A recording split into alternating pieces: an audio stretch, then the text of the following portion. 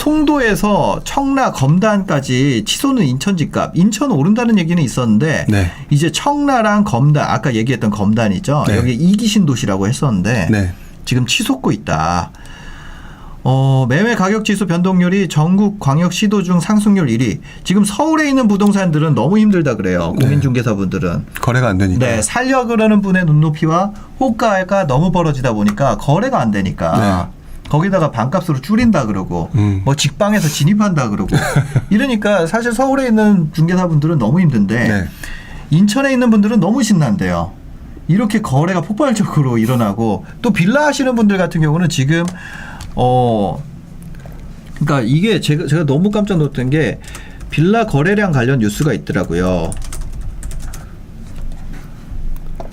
이게 서울 빌라 거래량이 아파트 거래량을 추월했다는 거예요. 그러니까 빌라 지역을 이제 거래하시는 분들은 지금 빌라 거래하시는 중개사분들은 지금 돈을 많이 벌고 있죠. 또 아파트 같은 경우는 또 그런 차이가 있고 지금 현재 뭐 시장이 이렇게 움직이고 있습니다. 그런데 단편적으로 시장의 한 면만 보고 이제 폭락이 온다, 게임 끝났다.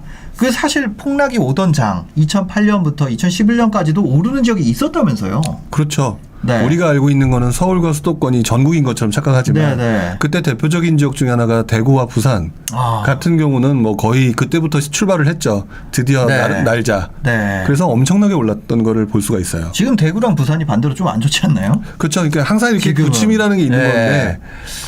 그러니까요. 그러니까 이게 부동산 시장이라는 게 어떤 한 지역만 내가 사는 지역에서만 생각을 하면 무조건 폭락하고 무조건 급등하고 이렇게 생각을 하지만 네. 눈을 더 넓히게 되면 진짜 무조건이라는 건 없는 것 같아요. 네. 그렇죠. 상대적인 것 같고 네네. 지금 보셨던 뭐 청라 검단 인천 지역이 움직인다. 지난 몇 년간 인천 지역에 계신 분들은 사실 솔직히 너무너무 속상해 하셨었잖아요. 네네. 물론 그 자체가 다른 지역이 너무 많이 오르니까 뭐 사실 우리 집 안 오르는 거 뭐 크게 큰 문제는 없었는데 네네. 다른 지역이 워낙 많이 오르니까 그 상대적인 박탈감이었는데 네. 요즘 다시 이제 오르는 걸 보면서 결국에는 이렇게 시장은 이렇게 확산되는 경우가 항상 나타나고 자연스럽다라는 거죠. 그러니까 인천은 안 오른다 했던 분들이 갖고 있던 거를 결국에는 또 누군가에게 다 뺏겼을 거예요. 네. 그래서 넘겼겠죠. 예. 그리고 그러니까 거래가 일어나니까 가격이 올라가는 건데 거래가 계속 찍히면서 올라가는 거잖아요. 네. 근데 누군가에게 그걸 뺏긴 거고 그럼 그분들은 그걸 팔고 나서 어떤 선택을 했느냐가 또 삶에 진짜 그 스트레스를 결정을 하는 건데. 그렇죠. 그죠.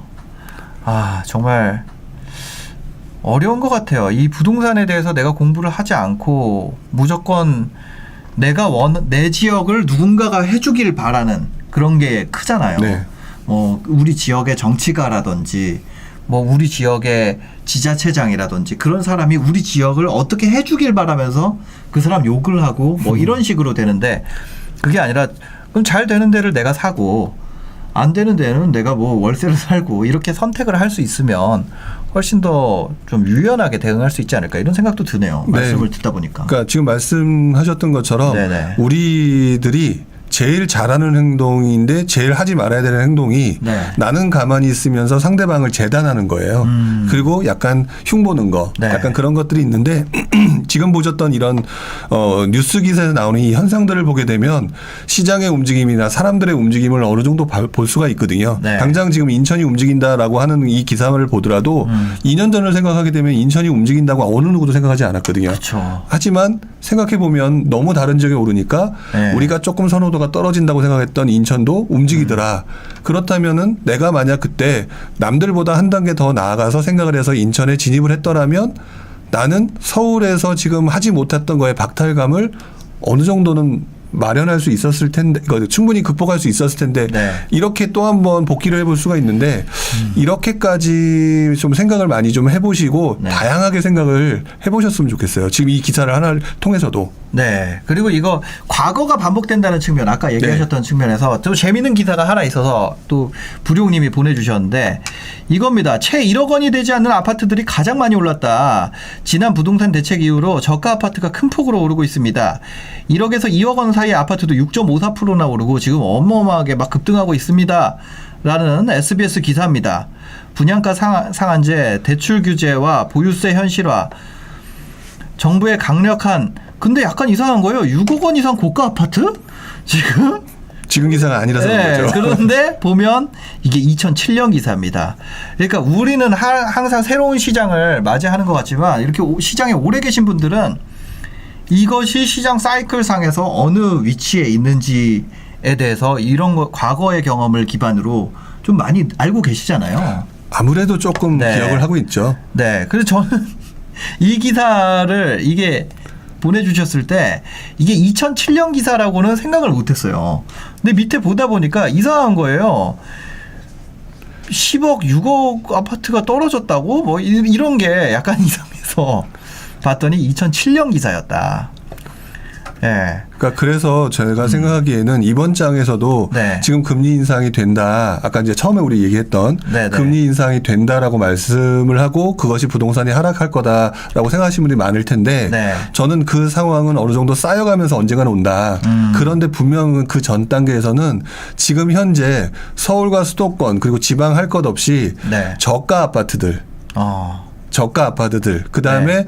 대출이 충분히 나올 수 있는 대상 지역, 대상 아파트, 또 대상 뭐 빌라 이런 것들 저가에 네네. 해당되는 것들이 점점점 가격이 치고 올라올 가능성이 지금 매우 높다라고 느껴지고 있어요. 앞으로. 네, 앞으로도 당분간. 네네. 그래서 지금 이 시기에 그 지금 보셨던 것처럼 저가 아파트 고공비행이라고 했던 그 시절로 2007년으로 돌아가 보게 되면 네.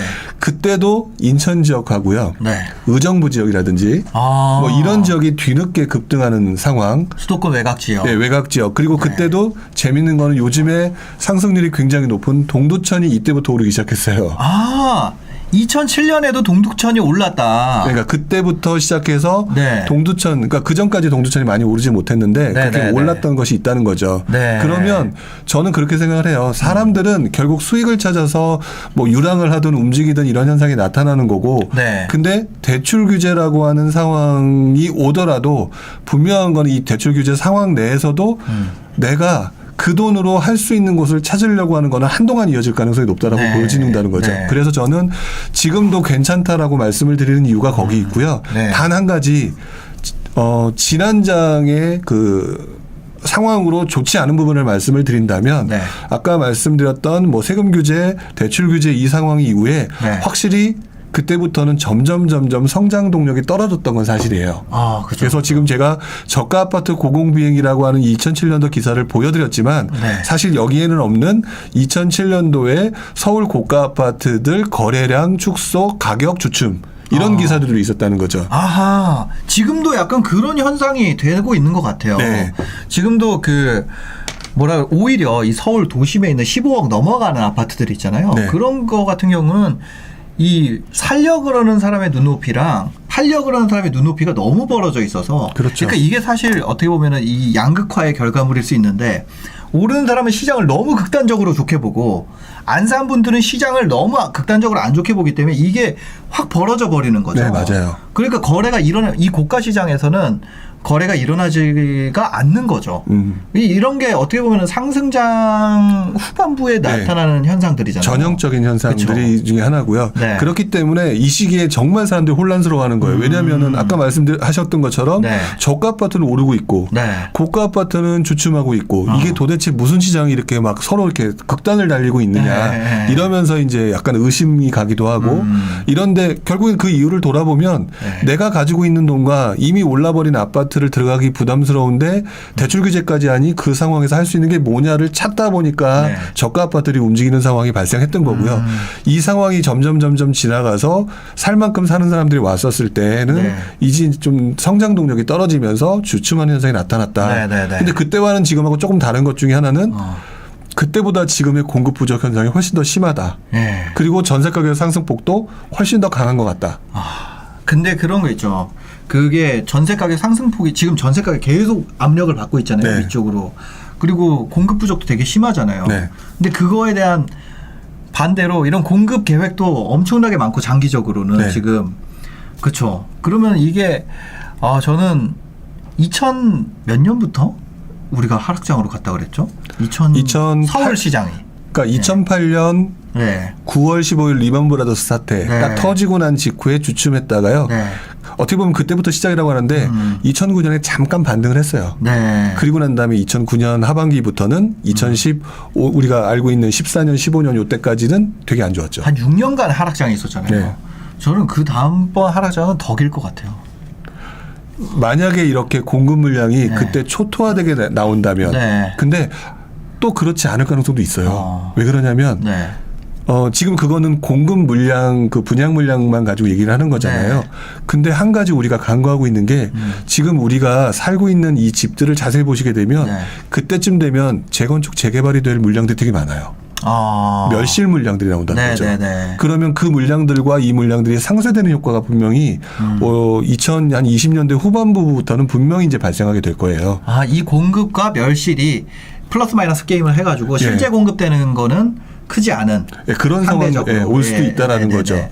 그런 부분까지 그래서 지금 그때 상황을 네. 지금 현재 예상할 수는 없어요. 그러니까 재건축 규제가 또 완화가 되는 방향으로 지금 되고 있으니까. 네. 그러면 갑자기 서울에 있는 물량이 확 멸실됐다. 네, 네. 그러면은 뭐 예를 들어 3기 신도시는 위치가 더 안 좋잖아요. 그거에 네, 네. 따지면. 그죠. 그렇게 되면은 오히려 그 멸실된 물량이 잠시 동안 그 3기 신도시에 가 있다가 오히려 나중에 다시 이게 지어질 때 움직이면 그때 가서 또 움직일 수가 3기 신도시는 안 좋아질 수 있는 거고. 네. 그러니까 이런 상황들이 지금 판단하기는 너무 어렵지만 어쨌든 맞네요. 너무 미래라서.